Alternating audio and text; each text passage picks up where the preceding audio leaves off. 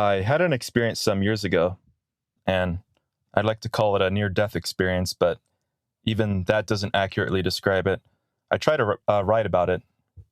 Then, after I wanted to write a short story which involved the essence of the thoughts pertaining to it, but no matter how I tried, I couldn't really capture the words to adequately express how it made me truly feel. And the more I looked at it, the more uncomfortable I became. Eventually, I got wrapped back up living day by day. So now it's just a memory, something you might ask yourself whether or not it even happened, but it did.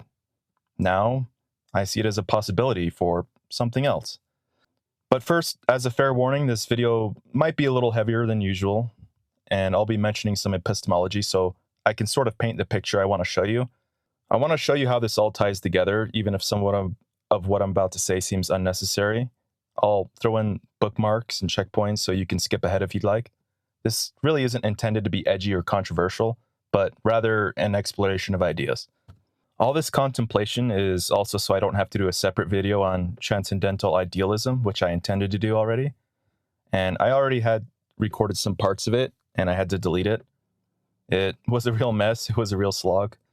In fact, I was attempting to create arguments against it, but there are uncomfortable truths to it. It's hard to poke holes in it. So, fair warning, this may get a bit existential. And I almost wanted to save this topic for Halloween, but to hell with traditions, fuck it.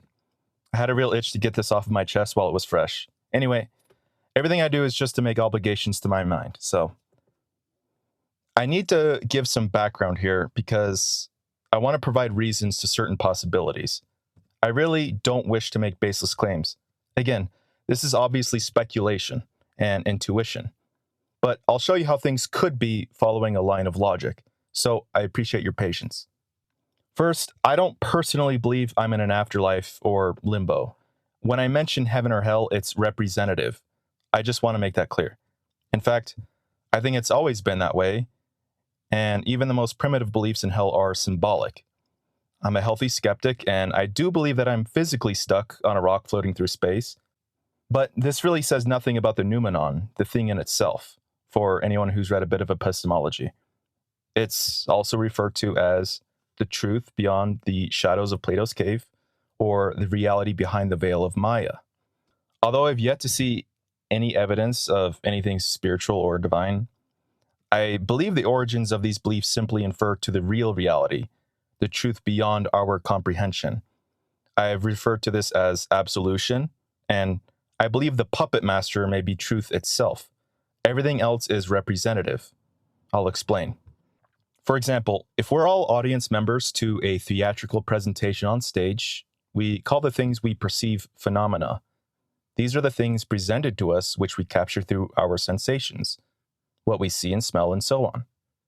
But we can also capture some aspects of the presentation through reasoning and understanding. The phenomena captured this way is what is called a synthetic a priori axiom. In philosophy, this just means the objects on stage that we're engaged with don't require our past experiences and observations to be true. What we perceive mathematically, geometrically, and regarding space and time, they're all part of the phenomena we see on the stage. We assume them to be true. For example, if we see an object resting in one moment, and then in another moment we see it fall to the ground, we can assume something interacted with it. This is a synthetic judgment. If we discover tricks used to interact with this object, we can make predictions after some observations. We're using an analytical judgment, that is, previous experiences to make informed judgments. Now, while we might not determine that the vaudeville soubrette we see on stage is actually a demon in disguise, as our senses only tell us what is useful here, there is still a performer showing us what our minds need to be shown in order to model our world. Furthermore, there is a pesky mistress behind the curtain controlling the lights, and the mistress behind the curtain is the noumenon. We don't get to see her. We can only engage as observers to the performance around us. Even if we approach this stage and we commit our lives to learning all we can, the only enlightenment we gain is a growing laughter. So a quick note on duality, this is relevant, but the video I made in duality also pertains here. There's a performance to watch, as well as a puppeteer behind the curtain. It's claimed by many that to ever really know this noumenon is impossible, and I would agree. As subjects, we can only make assumptions with the tools we're given. I failed previously to mention that the most basic duality in this case is just truth and non-truth. This could be the two most base parts we're looking for the duality, where distant predecessors of this truth, derivative, distorted, broken, and arbitrary. First, we might understand that the nature of truth necessarily has two sides. From two parts, we can create anything from there, referring back to my video. Or imagine a perfect mosaic, and it represents the truth, and some pressure from non-truth occurs, creating a crack.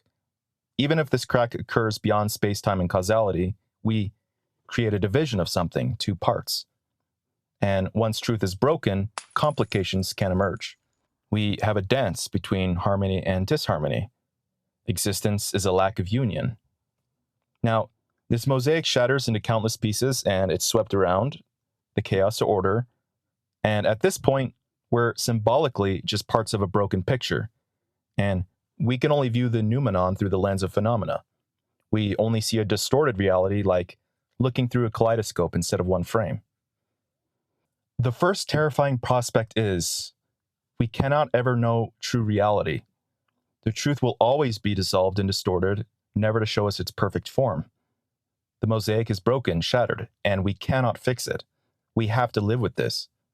We exist only because the truth is broken. Our existence is essentially broken truth. We can only gather fragmented parts. There aren't even lies. It's just that we can only gather parts of truths and we can't put it back together.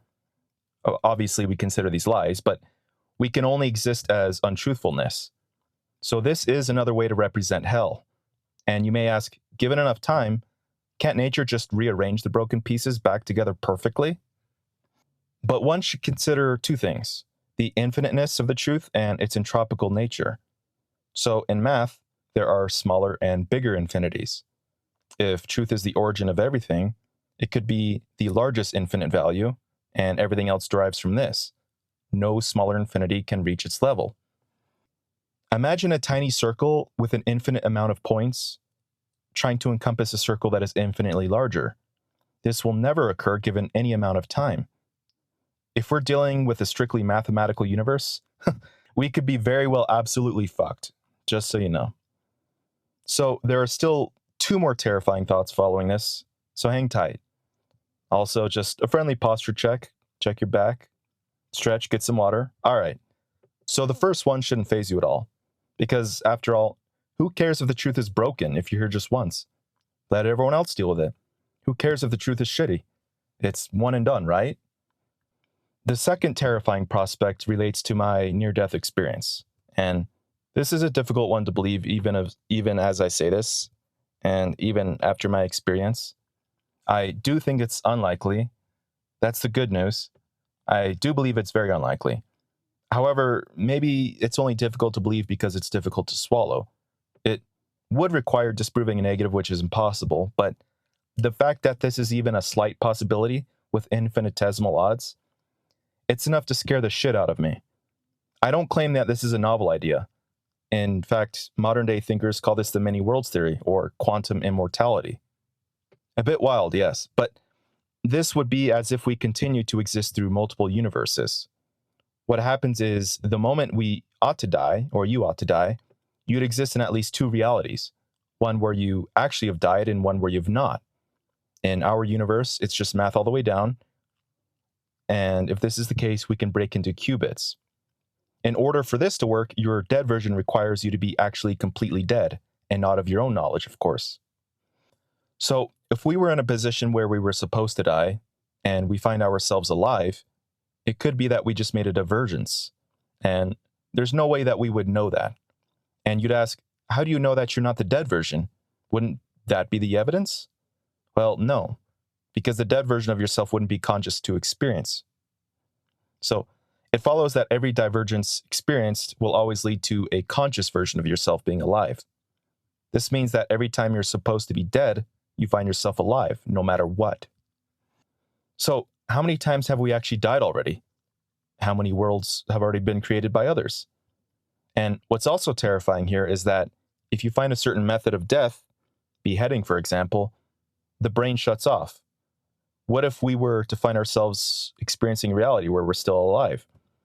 A reality created by others where they might have created a technology to keep you alive long enough to put your head back together. Or even worse, a reality where you find yourself surviving outside your body and mind in an incomprehensible way. You exist simply as qubits, in whatever form that may be. And this would apply to any death, even old age. Being conscious forever with no exit door, it's a terrifying prospect. And never knowing real reality, the noumenon, just existing as something that cannot express itself. What could be more tormenting than that? What's even worse is that if those are derivative versions of yourself, offshoots of previous realities, then every reality is broken. This could mean that intrinsic suffering is built into life and it's a necessity for consciousness across the board. Every reality carries shards of a broken mosaic, the broken truth. Every possible reality would be built from negative experiences. And this isn't even that deep of a concept. It's not supposed to be. I'm just implying that we exist as something undefined, but not nothing. We can't become nothing. All we do is climb an endless tower where every floor is ruined beyond repair, searching for respite. Yet it does not exist. Spooky. But we're not done yet. The third and final terrifying thought concerns consciousness itself and the temporal nature relating to it. This isn't contingent on the other prospects. In fact, this version of reality works quite well on its own. What's truly terrifying about this is that it's basically guaranteed, at least in some form. As I've explained through the epistemology earlier, this is the idea that we only experience things transitorily and never untransitorily. We require that space, time, and causality be necessarily subjective to us. They aren't part of the noumenon. They are dependent of us. This means that when we die, whether or not we enter into another version of ourselves, we don't experience the flow of time. And suppose that there's just one reality, this one. Now suppose you don't exist. And we can even suppose that humanity no longer exists. And these suppositions are all for your benefit. The first consideration is that you just cease to exist. If there is no soul, which is what I personally believe, that's it. Your identity was built on your biology and circumstances, right? But with enough time, could we not replicate this? Eventually, wouldn't nature rearrange itself in such a way to produce the same version of yourself? We can't reconstruct the absolute truth, but mixing around the broken pieces should take no effort. It wouldn't even require an absolute perfect version of you. A few superficial differences in place, for example, would you really be a different version of yourself if you were an inch taller? Or if your hair was a shade lighter? In fact, we change vastly all the time, every single day. Every moment in reality, however you see it, we're different. This also follows from what I said previously, that subjects create phenomena like the flow of time. We change because we exist. Nature changes and so does its products. Still following? Okay. So, we identify ourselves in broad strokes. We'd still call ourselves John Smith even if we get a haircut. Eventually, given enough time, nature will build another version of you. Whether it's a perfect copy or not, it will follow the biology and experiences that create your identity. And it'll do this over and over because it has enough time. It has all the time because the passage of time is only perceived while we exist. The other consideration is that even though you'll die without a soul, you will exist again. You will, immediately as far as you're concerned. Nature will create you over and over and over. Even if it takes 1,000,000 years to create another special version of you, nature has the parts. Even if it takes 1,000,000,000 years and humanity goes extinct, another consciousness with your necessary identity will emerge, even if there are some superficial differences. Imagine being born and raised as an evolved version of yourself, and you had wings or giant muscles.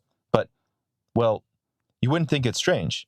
It would be as if to say right now, well, I know I'm not this person I believe I am. I have 10 fingers. This doesn't feel right. I should have 6. I doubt you've ever said that.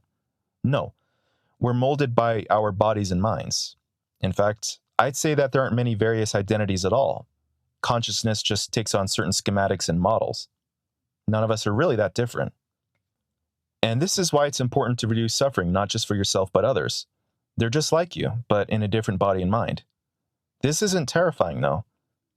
What's terrifying is that you'll never feel like you cease to exist. You don't experience time during non-existence. Every time you die, you'll wake up in a new consciousness, without a soul. So yes, I understand this parallels with reincarnation, but what's terrifying is that we'll never get to rest. We'll never reach a zenith. We'll never transcend. We'll never become more than a version of what we are now. Should I ever describe our existence in just 3 words, let it be this: permanently recycled waste. Even while we sleep, we don't experience the flow of time during dreamless sleep, at least not very well. It's very peaceful. But even this is part of the phenomena. We can measure our time during sleep. We'll never truly comprehend non-existence. And that's terrifying because nothing is bliss. There is nothing wasted. There is no possible suffering. Instead, we'll wake up over and over, even if it's been a billion years, and the universe must collapse and reorganize itself. We'll wake up with no perceptive change in time, only to exist over and over. There would be no heaven, no hell, not physically anyway. There would only be this. Just purposeless existence forever. This is what eternity means. Now, let's factor the other prospects into this. Existing forever, under a shrouded identity, never to reach the truth, endlessly dying without a purpose, and who could be more afraid of eternity, meaninglessness, and loneliness? Everything we invent is to assuage these fears. But maybe that's all we do, us, the non-truth to the truth. That's exactly what we would do by nature. We create fiction because we can't reach truth. And the worst of it would be that there are no solutions. There is just this. The price of truth is everything. I believe before the universe, the beginning of everything, so to speak, the one truth was just one phrase, one idea, one notion such as, there is no why. The source of all truth could be as simple as the negation of any explanation. But who knows what this one truth is? It's not for us to see. The picture is broken. One more implication of this is the lack of an objective transcendence. Reaching the height of our natural state would be our permanent limit. What we have here would have to be sufficient. And since ignorance is bliss, the closest way to achieve enlightenment could be attempting to become less than what we are. Every step towards apparent progress would be more awareness in our meaninglessness. One could conclude that we ought to become more crude versions of ourselves. We would regard someone like Diogenes as the pinnacle of enlightenment in this aspect. We would need to aspire for devolving, to breaking down. We should aspire to become simple, or even less than simple, to become nothing. But reaching nothing is impossible. We would just exist, somewhere between truth and nothingness, and there would be no exit. Still, these are prospects after all. They're unevidenced and obviously philosophical. But at the end of the day, all you have is your mind. I'd argue that one must still try to do something, even if it's unproductive. It's what I'm compelled to do anyway. So that's about it for now. I sincerely hope that doesn't make you too worried. We don't know for certain. Try not to think about what happens after death, because you might be asking the same thing the moment you're awake again. So please don't leave any of us behind now. We'll just be waiting for you when you get back. All right, guys. Well, thanks for listening this far, and I hope you all have a great day. Take care. Or at least try to. Goodbye.